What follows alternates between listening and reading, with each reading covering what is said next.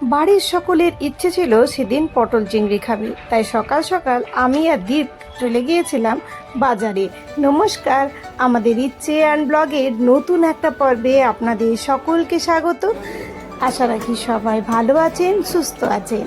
আর বাজারে এসে সব থেকে ভালো লাগে আমার এই মাছের জায়গাটাতে। বিভিন্ন রকম এই যে মাছগুলো কিলবিল কিলবিল করে জলের মধ্যে সাঁতার কাটে, এটা দেখলেই যেন মনটা ভালো হয়ে যায়। কতটা মাছের ডিম দেখলেন, আরও অন্যান্য অনেক রকমের মাছ ছিল। এটা হচ্ছে গড়িয়াতে হাটে বাজার। আর এখানটাতে আপনারা শুধু মাছ নয়, বিভিন্ন রকম জিনিস পেয়ে যাবেন এক ছাদের তলায়। চলুন একটা চিংড়ি কিনবো আর সাথে একটা ভেটকি চলেই এসছি আমরা এখানে। আমরা কালকেই রেস্তোরাঁয় খেতে গিয়েছিলাম, মানে আগের দিন রাত্রেবেলায় আপনাদের ভিডিও দিয়েছি, আপনারা দেখে নিতে পারেন সেই রেস্তোরাঁর খাবার কেমন কি সমস্ত রিভিউ আমার দেওয়া আছে এর আগের ভিডিওতেই। পরের দিনে যেহেতু বাজার গিয়েছিলাম তাই বেশি সবজি ফবজি নিলাম না, ফ্রিজে বেশ খানিকটা সবজি আছে তাই অল্প করে নিয়ে নিলাম চিংড়ি আর খানিকটা ভেটকি। আর এই তো কলকাতার বাজারের এই এক সুবিধে, মাছগুলো বাড়িতে এসে আর পরিষ্কার করতে হয় না। আমরাও চিংড়িগুলো দিয়ে দিলাম, ভেটকিটা অলরেডি পরিষ্কার হয়েই গেছিলো সেখানে। কত তাড়াতাড়ি করে এগুলো, কত তাড়াতাড়ি চিংড়ি বাঁচতে কত সময় লাগে। হ্যাঁ, আমাদের চলুন এবার বাড়ি ফিরবো। মাছ ফাছ পরিষ্কার হয়ে গেছে, এবার সবাইকে গিয়ে দেবো ব্রেকফাস্ট। তার আগে অল্প একটু ফলের দোকানে যাবো, কিছু অল্প ফল। কালকের মোগলাইগুলো বেঁচেই আছে, সবগুলো খেয়ে শেষ করতে পারিনি। সকাল সকাল গিয়েছিলাম বাজারে, এখন মাছ কিনে বাড়ি ফিরছি। চলুন বাড়ি গিয়ে আবার আপনাদের সাথে দেখা হবে। কি আছে, কি আছে, কি থাকতে পারে।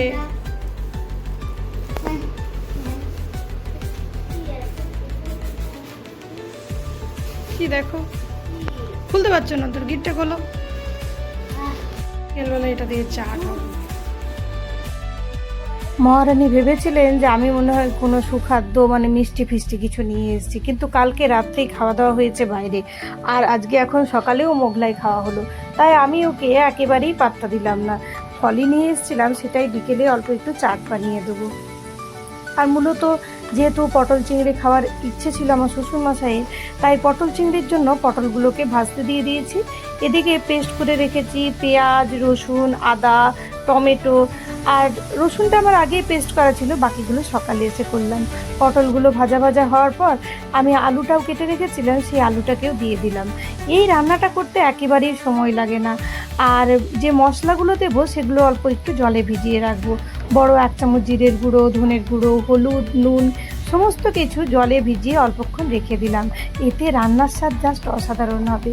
আর আজ আমার বাড়িতে কাশ্মীরি মির্চের গুঁড়ো একেবারেই নেই, কিন্তু এটার মধ্যে কালার না এলে বাড়ির সবার একটু মনে যে খুশি, মানে চোখে যে দেখার খুশি, সেটা তো হবে না।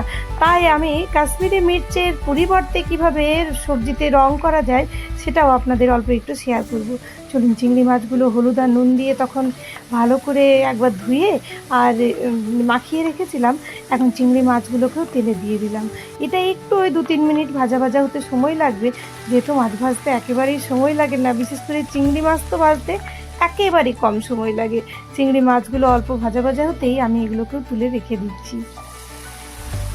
আর এই চিংড়ি মাছের রেসিপিটা একেবারে অনুষ্ঠান বাড়ির মতন না করে আমি বাড়ির মতো করছি। দিয়ে দিচ্ছি একটা পেঁয়াজ মিডিয়াম সাইজের কেটে রেখেছিলাম, সেটাকেই কুচি করে দিয়েছিলাম, সেটাকেই ভেজে নিলাম অল্প একটু। তারপর ছোট একটা পেঁয়াজ বেটে রেখেছিলাম, সেটা দিলাম। রসুনটা আগেই বাটা ছিল, ওই মোটামুটি বড় চামচের 1 চামচ দিয়েছি। আদা, কাঁচা লঙ্কা বাটা বড় চামচের 1 চামচ, আর দিয়ে দিলাম 2টো কাঁচা লঙ্কা। এবার ভালো করে মশলাটাকে কষিয়ে নেব যাতে খুব সুন্দর একটা গন্ধ আসে। আর তেল প্রথমে যে দিয়েছিলাম সেই তেলেই কিন্তু সমস্ত রান্নাটা হচ্ছে আজকে। পটল এই জন্যই আমার রান্না করতে খুব বিরক্ত লাগে, পটলে কিন্তু প্রচুর তেল লাগে। আর দিয়ে দিলাম টমেটোর পেস্টটা, তার সাথেই দিয়ে দিলাম টমেটোর পেস্টের সাথেই ছোট 1 চামচ চিনি। যখন হাতের কাছে কাশ্মীরি মির্চ না থাকবে, এরকমভাবে টমেটোর সাথে অল্প একটু চিনি মিশিয়ে দেবেন, দেখবেন যখন মশলা কষানো হয়ে যাবে রান্নার রং কিভাবে চেঞ্জ হয়ে যায়। দেখে বুঝতেও পারবেন না যে এটা আপনি কাশ্মীরি মির্চ দিয়ে বানাননি, নিজেই নিজের রান্নার প্রশংসা করতে একেবারে বাধ্য হবেন।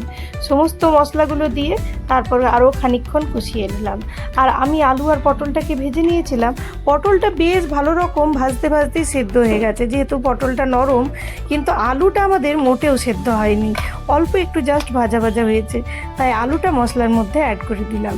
আর তারপর এটাকে কম আঁচে 2-4 মিনিট ঢেকে রেখে দেবো। এতে কি হবে, আলুর মধ্যে মশলার একটা দারুণ সুগন্ধও চলে আসবে, আর আলুটা অল্প অল্প করে এইভাবে সেদ্ধ হতে থাকবে। একসাথে যদি পটলটা দেওয়া হতো তাহলে দেখা যেত পটলটা কীরকমভাবে একটা গলা গলা হয়ে গেছে আর আলুটা খুব সুন্দর সেদ্ধ হয়েছে। তাই যাতে দুটোই ভালোভাবে সেদ্ধ হয়, তাই এই বুদ্ধি। ভালো করে বেশ খানিকটা জল দিয়ে দিলাম এখন।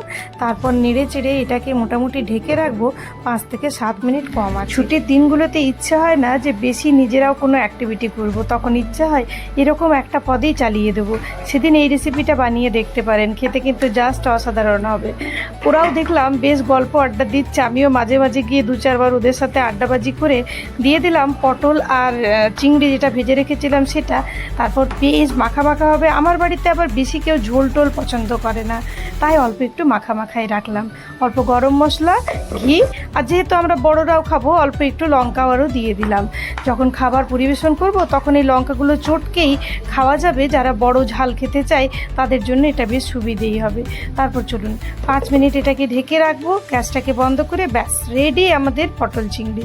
দেখুন এটাতে কিন্তু কাশ্মীরি মির্চ মোটেও দেওয়া নেই, রঙটা কিন্তু বেশ ভালো এসছে। চলুন এবার সার্ভ করে দিই। সাথে যে ভেটকিটা নিয়েছিলাম সেই ভেটকিটার একটা আমি বানিয়েছিলাম কলমি শাক দিয়ে, সেটাও দিয়ে দিয়েছি পাতে। আর অল্প একটু করে ঢ্যাঁড়সের টক বানিয়েছিলাম। এগুলো শর্ট ভিডিওতে আনার চেষ্টা করব। তাহলে টাটা আজকের মতো, ভালো থাকবেন সবাই।